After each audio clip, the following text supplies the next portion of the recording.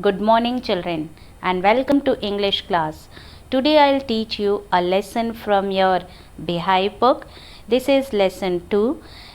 The name of the lesson is The Sound of Music. Children, I have already explained part 1 of this lesson, and now we'll continue part 2, that is the Shehnai of Bismillah Khan. This lesson is about Ustad Bismillah Khan. He was a renowned Shehnai player in India.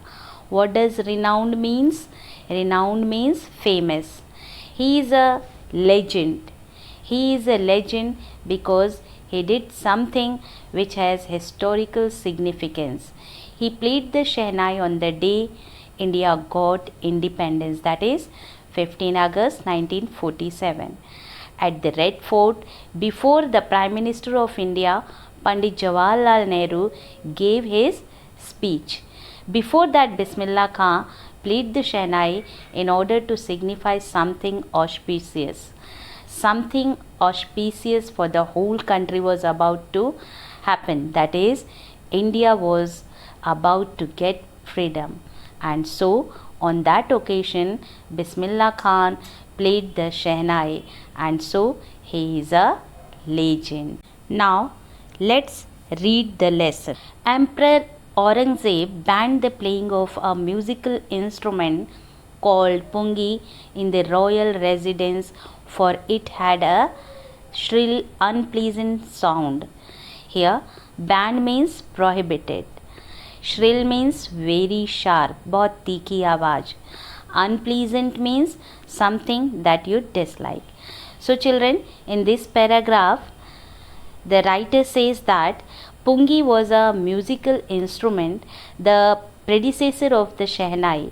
When the Mughals ruled India before the Britishers came, there was a very famous Mughal ruler named Aurangzeb. He did not allow the pungi be played in his royal residence because he felt that it had a shrill, unpleasant sound. Pungi became the generic name for reeded noise maker. Here, generic name means a name given to a class or group as a whole. Generic name means the scientific name or a broad classification of something. Reeded means wind instruments which have reeds like the flute, etc.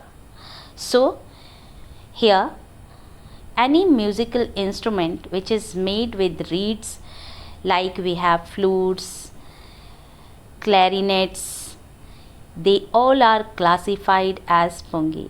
So, pungi is a broad term for any type of instrument which uses wind to produce sound. Few had thought that it would one day be revived. Here, children, revived means brought back to life. As Aurangzeb has banned all these reeded noisemakers, he had banned pungi in his royal residence.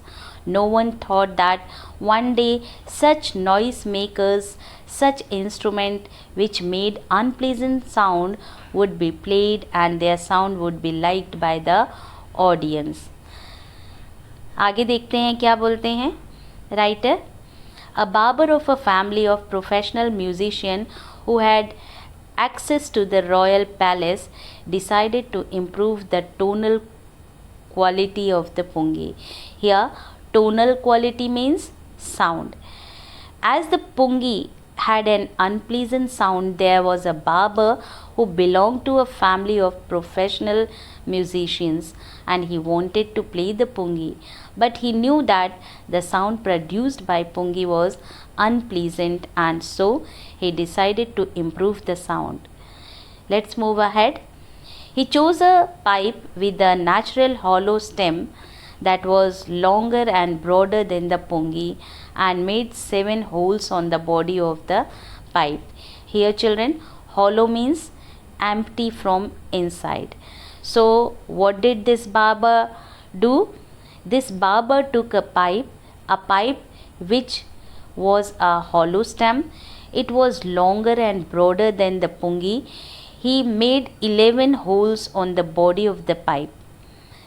Clear? If you have seen a flute, it is something like this. It is a pipe which is hollow from inside and has holes on it. So when he played on it, closing and opening some of these holes, soft and melodious sounds were produced. He played the instrument before royalty and everyone was impressed. When the barber played this instrument in the royal court, everyone liked the sound produced by it. The instrument, so different from the pongi, had to be given a new name. The royal court thought that this instrument was different from the pongi and so it should have a different name also. As the story goes, since it was the first played in the Shah's chamber and was played by a Nai. Nai means here barber who cuts hair. The instrument was named the Shehnai. Children, now in this paragraph, what happens?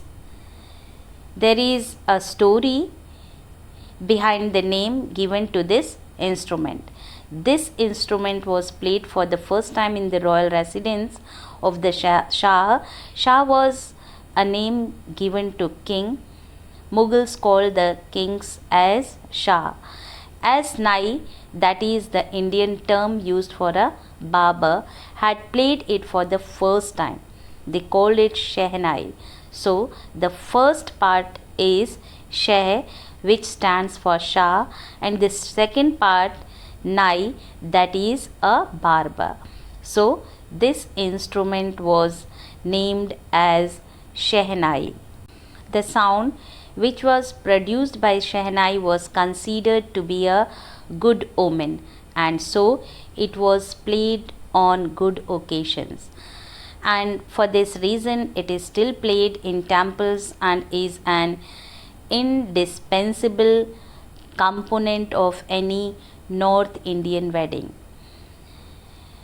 Indispensable means without which a piece of work cannot be done, something which is necessary. You can hear Shehnai being played at many temples at wedding also. In the past, the Shehnai was part of the Naubat or traditional ensemble of 9 instruments found at royal courts. Here, ensembles means things considered as a group. So the Shehnai was a part of the Naubat. Naubat, children, is an Urdu word and it means traditional ensembles. That means a traditional group of 9 musical instruments. These 9 musical instruments were played at the royal court, and Shehnai was also a part of Naubat. Till recently, it was used only in temples and weddings. The credit for bringing this instrument onto the classical stage goes to Ustad Bismillah Khan. Children, the Shehnai was played at the king's court, in temples and at weddings. It was used on stage in performance, and the credit for that goes to Ustad Bismillah Khan, who was a legendary Shehnai player, and people wanted to hear him play the Shehnai. As a 5-year-old, Bismillah Khan played Gilli Danda near a pond in the ancient estate of Damron in Bihar. When Bismillah Khan was 5 years old, he lived in an old estate named Damron in present-day Bihar estate. He used to play Gilli Danda, an old sport quite similar to cricket. He would regularly go to the nearby Bihariji temple to sing the Bhojpuri Chaita, at the end of which he would earn a big laddu weighing 1.25 kg, a prize given by the local Maharaja. Laddu are spear-shaped sweet originated in the Indian subcontinent. Also, he would go to the nearby Bihariji temple Although Bismillah Khan was a Muslim, he would go to the temple and he would sing this song Chaita in Bhojpuri language.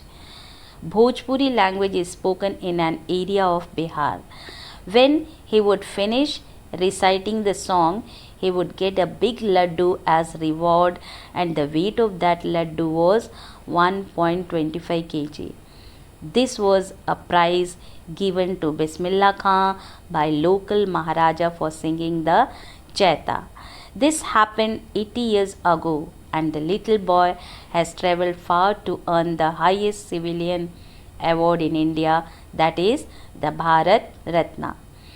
Here, the writer says that this incident occurred when Bismillah Khan was 5 years old, that he would get his laddu as a reward. And after 8 years, Bismillah Khan earned the highest civilian award in India, the Bharat Ratna. So, this is the distance that he has travelled in his life. At 5 years of age, he would get a laddu of 1.25 kg as a reward, and at the 80 he achieved the highest civilian award in India, that is the Bharat Ratna. Born on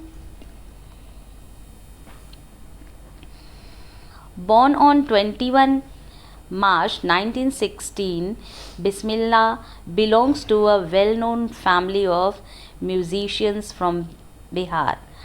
Bismillah Khan was born on 21 March 1916 in a family of musicians in Bihar. His grandfather Rasul Baksh Khan was the Shehnai Nawaz of the Bhojpur King's Court. His father Paigambar Baksh and other paternal ancestors were also great Shehnai players. Here, paternal ancestors means ancestors of the father. The lineage of his father's side was full of great Shehnai players. We can say that Bismillah Khan ji acquired the skill of playing the Shehnai from his ancestors. His grandfather was a great Shehnai player. He played the Shehnai in the court of the Bhojpur king. His father and all paternal ancestors were also great Shehnai players. The young boy took to music early in life. Bismillah Khan ji also started learning music at the early age. At the age of 3, when his mother took him to his maternal uncle's house in Benares, Bismillah was fascinated watching his uncles practice the Shehnai. When Bismillah Khan ji was just 3 years old, his mother took him to her parents' house, to his maternal uncle's, and when Bismillah Khan saw his maternal uncle play the Shehnai, he was attracted towards it and he also wanted to learn playing it. Soon Bismillah started accompanying his uncle Ali Baksh to the Vishnu temple of Benares, where Baksh was employed to play the Shehnai. Bismillah Khan started going with his uncle Ali Baksh to the Vishnu temple in Benares. Ali Baksh was on a duty to play the Shehnai at the Vishnu temple of Benares. Ali Baksh would play the Shehnai and Bismillah would sit captivated for hours on end. Here, captivated means attracted. On end means for a very long time without stopping continuously. So when Bismillah Khan saw his uncle Ali Baksh play the Shehnai, he would get attracted towards it, that he would sit there for hours listening to him play the Shehnai. Slowly he started getting lesson in playing the instrument and would sit practicing throughout the day.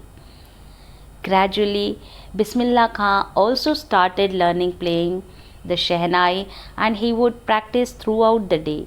He never got tired. He was so captivated by the Shehnai. For years to come, the temple of Balaji and Mangal Maya and the banks of the Ganga became the young apprentice's favorite haunts where he could practice in solitude. Here, apprentice means trainee. Haunt means place you like come where you like to visit many times a day. Solitude means being alone, single. For many years, Ustad Bismillah Khan remained in Benares. He would visit the temple of Balaji temple of Mangal Maya and Mangal Maya and would remain on the bank of river Ganga where he would practice playing the Shehnai all by himself. The flowing waters of the Ganga inspired him to improvise and invent rags that were earlier considered to be beyond the range of the Shehnai. Here we come to know about the talent of Ustad Bismillah Khan. He was so inspired and motivated by the river Ganga, it provoked him to improve his performance, and he also invented many ragas that were considered impossible to be produced by a Shehnai. Ustad Bismillah Khan worked hard and invented different sounds with the Shehnai. At the age of 14, Bismillah accompanied his uncle to the Allahabad Music Conference. When Bismillah Khan was 14 years of age, he accompanied his maternal uncle Ali Baksh to the Allahabad Music Conference. At the end of his recital, Ustad Faiz Khan patted the young boy's back and said, "Work hard and you shall make it." Here, recital means performance. So, Ustad Faiz Khan, he was a renowned classical vocalist, was impressed by his performance and said that if he would work hard like that, he would make a name in the field of music. With the opening of the All India Radio in Lucknow in 1938 came Bismillah's big break. He soon became an often heard Shehnai player on radio. When All India Radio started its radio station at Lucknow, Ustad Bismillah Khan started performing from there. Often his Shehnai performance would be on air. When India gained independence on 15 August 1947, Bismillah Khan became the first Indian to greet the nation with his Shehnai. Ustad Bismillah Khan was the first Indian to greet the entire nation through his Shehnai. He played the Shehnai from the Red Fort on this memorable occasion. He poured his heart out into Rag Kafi from the Red Fort to an audience which included Pandit Jawaharlal Nehru, who later gave his famous Tirest with Destiny speech. The rag that was played by Ustad Bismillah Khan on the occasion of the independence of India was Rag Kafi. He played it from the Red Fort. After his performance, the first Prime Minister of India, Pandit Jawaharlal Nehru, gave his famous speech, Tryst with Destiny. Bismillah Khan has given many memorable performances both in India and abroad. His first trip abroad was to Afghanistan, where King Zahir Shah was so taken in by the maestro that he gifted him priceless Persian carpets and other souvenirs. Taken in by means attracted or charmed by.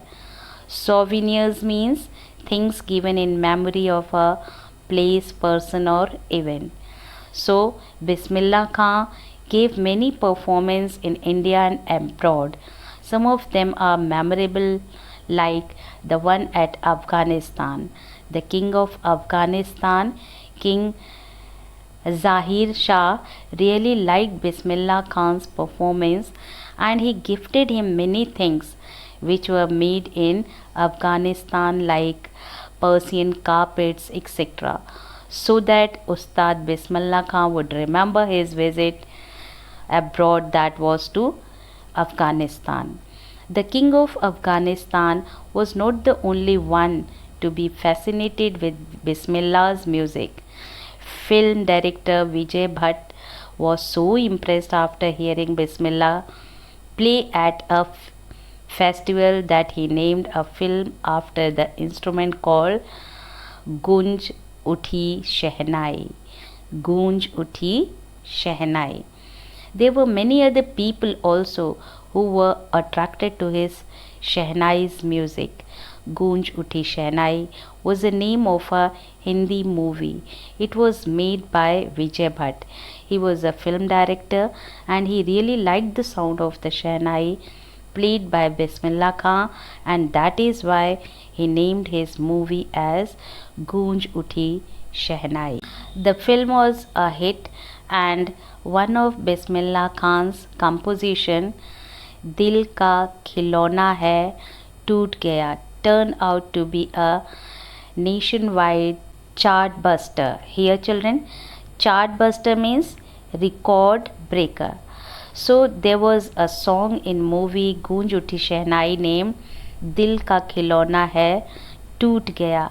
It was composed by Ustad Bismillah Khan and became a chart buster. It broke all record. Despite this huge success in the celluloid world, Bismillah Khan's ventures in film music were limited to two: Vijay Bhatt's Gunj Uthi Shehnai and Vikram Srinivas Kannada ventures Sanadhi Apana. Celluloid means old fashionable way of referring to films. Venture means project that often involves risk. Although this song was a chart buster, Bismillah Khan got a lot of success in this film, but he composed music only for two films. The names of the movies were Gunj Uthi Shehnai, made by Vijay Bhatt, and a Kannada movie made by Vikram Srinivas called Sanadhi Apana. I just can't come to terms with the artificiality and glamour of the film world, he says with emphasis. Emphasis means to lay stress on something. Ustad Bismillah Khan would say that he did not like the artificial world of film and the glamour that was there in the film world. That is why he did not compose music for many movies. Awards and recognition came thick and fast. Thick and fast means he got a lot of awards and was recognized at many places. Bismillah Khan got a lot of recognition and was honored with awards. Bismillah Khan became the first Indian to be invited to perform as the prestigious Lincoln Center Hall in the United States of America. He also took part in the World Exposition in Montreal, in the Cannes Art Festival, and in the Oscar Trade Fair. Bismillah Khan ji performed all over the world.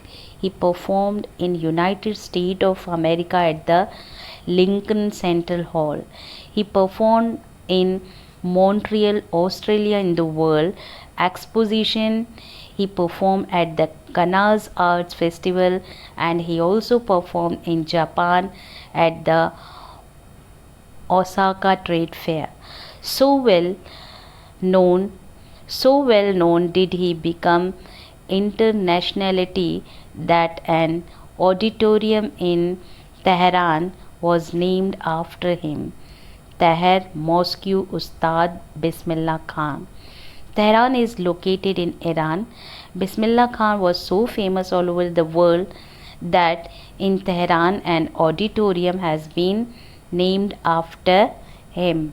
National awards like the Padma Shri, the Padma Bhushan, and the Padma Vibhushan were conferred on him.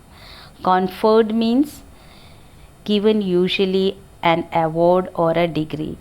So Ustad Bismillah Khan has been awarded with these national awards. In 2001, Ustad Bismillah Khan was awarded India's first civilian award, the Bharat Ratna, with the coveted award resting on his chest and his eyes glinting with rare happiness. He said, "All I would like to say is teach your children music. This is Hindustani's richest tradition. Even the West is now coming to learn our music." Coveted means much desired. When Ustad Bismillah Khan received India's highest civilian award, Bharat Ratna, in the year 2001, his eyes were shining. He was very happy because his hard work had been recognized and he gave an important message to the country. He told all the Indians to teach music to their children because music is the richest tradition of India. He said that even the Western countries wanted to learn Indian music. In, in spite of having traveled all over the world, Khan Sahib, as he is fondly called, is exceedingly fond of Benares and Damron, and they remain for him the most wonderful towns of the world. Although Ustad Bismillah Khan ji had travelled all over the world, he was given so much respect and recognition. He remained rooted Benares, where he learned music, and Damra, where he was born and brought up, were the two most wonderful towns of the world for him. He was so down to earth that although he had travelled all over the world, still he was attached to his birthplace.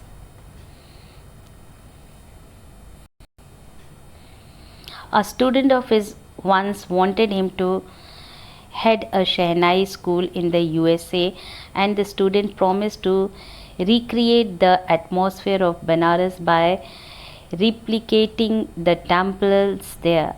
But Khan Sahib asked him if he would be able to transport river Ganga as well. Replicating means making a copy of something. There was a student of Ustad Bismillah Khan, and he wanted that Ustad Bismillah Khan should set up a Shehnai school in USA. He promised that he would recreate the temple of Benares in America for Ustad ji, as he would miss it. Now Ustad Bismillah Khan was attached to river Ganga also. So he asked his student that would he transport the river Ganga also to America. So he wanted to say that he could not leave India.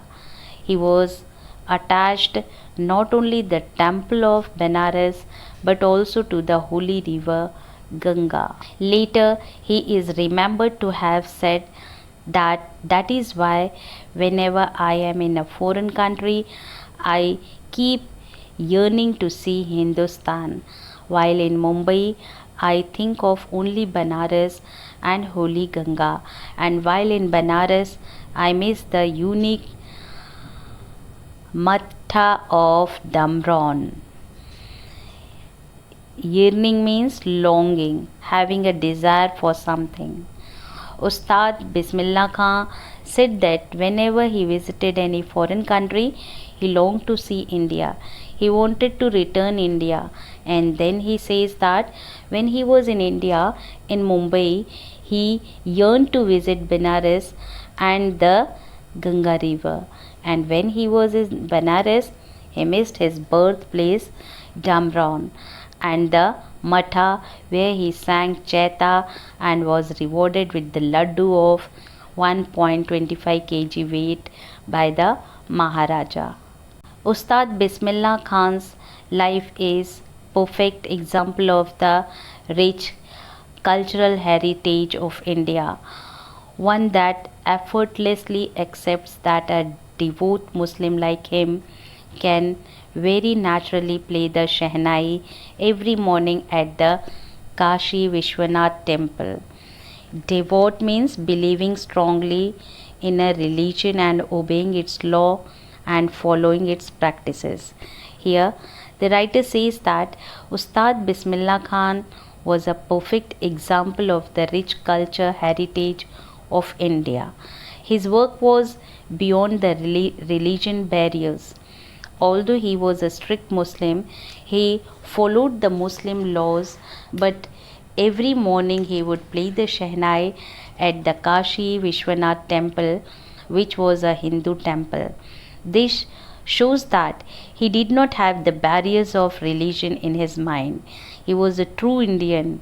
He considered music to be Indians' richest cultural heritage. Ustad Bismillah Khan passed away on 21 August 2006 at the age of 90 after a prolonged illness. He was given a state funeral and the government of India declared one day of national mourning. So, Ustad Bismillah Khan had been ill for a long time and he died on 21 August 2006 at the age of 90. The entire country mourned the death of the legendary musician. There was a holiday for one day and he was given a state funeral. So, this is all about the lesson, children. Hope you all have understood the lesson well. We'll meet with some other story in the next class. Till then, keep revising the course and stay safe. Thank you.